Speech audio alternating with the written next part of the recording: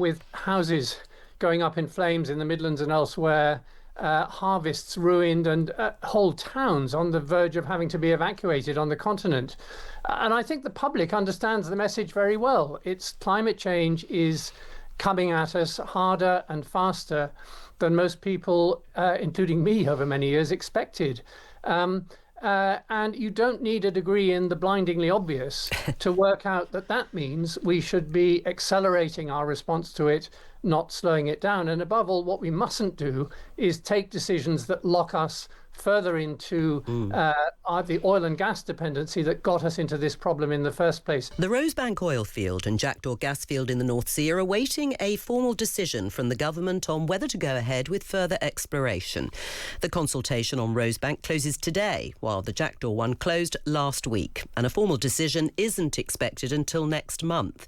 On Friday, the Prime Minister Andy Burnham suggested that accelerating the use of fossil fuels could help pay for the transition to green energy, possibly indicating which way it may go. But in light of increasing droughts, wildfires and climate warnings, is that wise? John Ashton is a former diplomat, strategist and environmental activist, best known for serving as the Foreign Office's first special representative for climate change from 2006 to 2012. He's also co-founder of the environmental think tank E3G. Welcome to The Times at 1, John Ashton. Tell me your arguments against further production or drilling. Thank you, Jo. I think we need to ask ourselves, first of all, what this extraordinary summer has been trying to tell us, with houses going up in flames in the Midlands and elsewhere, harvests ruined, and whole towns on the verge of having to be evacuated on the continent. And I think the public understands the message very well. It's climate change is coming at us harder and faster than most people, including me over many years, expected.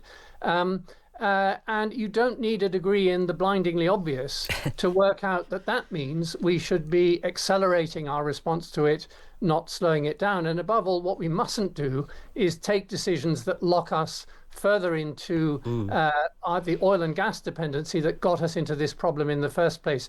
So you could say that new offshore drilling would be short-sighted and irresponsible. You could say it would be climate vandalism.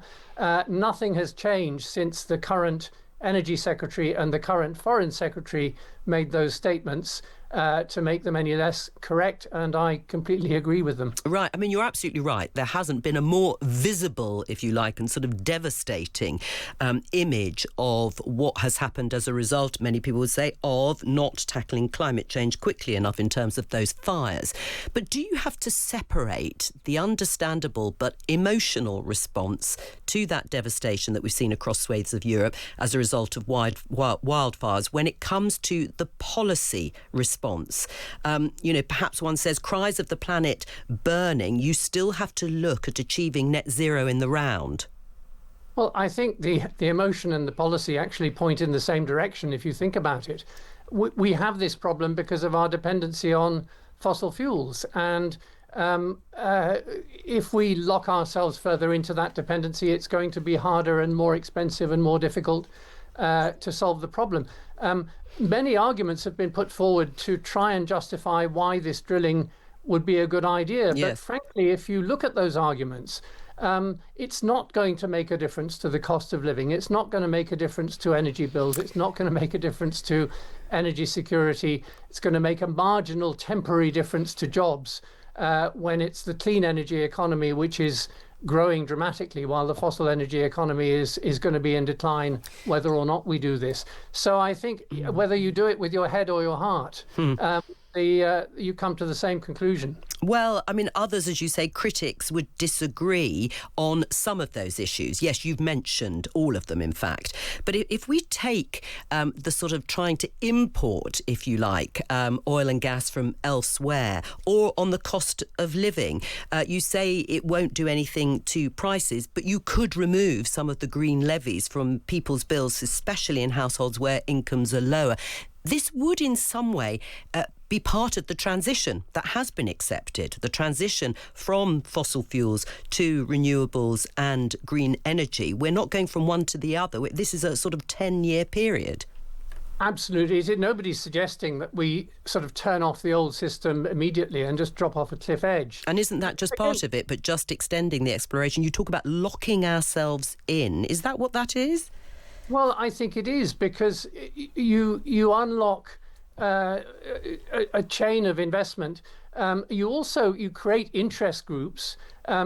The pressure on the current government to take this decision to go for drilling is coming from the main beneficiaries that are going to be the Norwegian state oil company and Shell and its shareholders, and it's coming from the trade unions who are rightly worried about jobs in Aberdeen. But the way to deal with that, I think, is to accelerate the creation of new jobs in the clean energy economy, not to try and cling for a little while longer to old jobs that are going to be displaced anyway.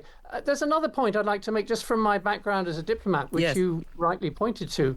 I mean, you often hear the argument that the UK represents only about 1% of global greenhouse gas emissions, and that's true. But then it's often put in a disingenuous way, because there are only 4 countries in the world whose emissions amount to more than 2.5%. That's China, it's the US, it's Russia, and it's India. Everybody else is 2.5% or below.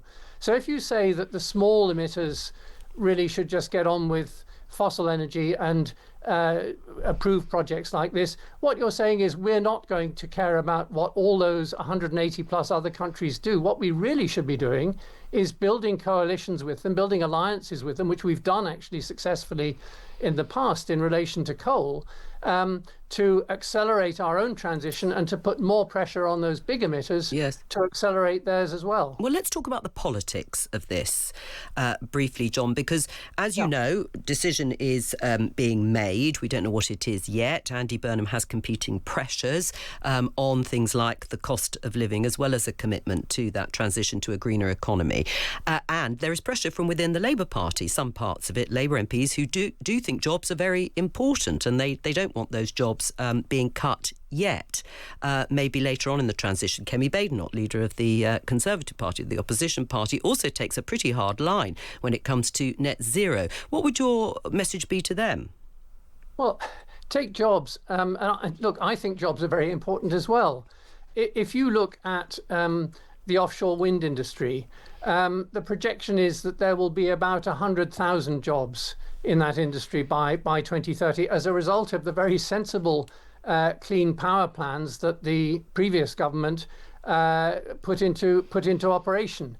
What we're talking about here is a few hundred jobs, a few hundred temporary jobs. Some estimates say that I think it's Jackdaw would only be 27 direct jobs. I don't. That can be contested, but it's very small compared with the job creation which is going on in the clean energy. In the clean energy sector. And so I think, of course, we have to do everything we can to make sure that the new jobs are being created fast enough to soak up the old jobs that we're losing. There's a lot more we could be doing about that.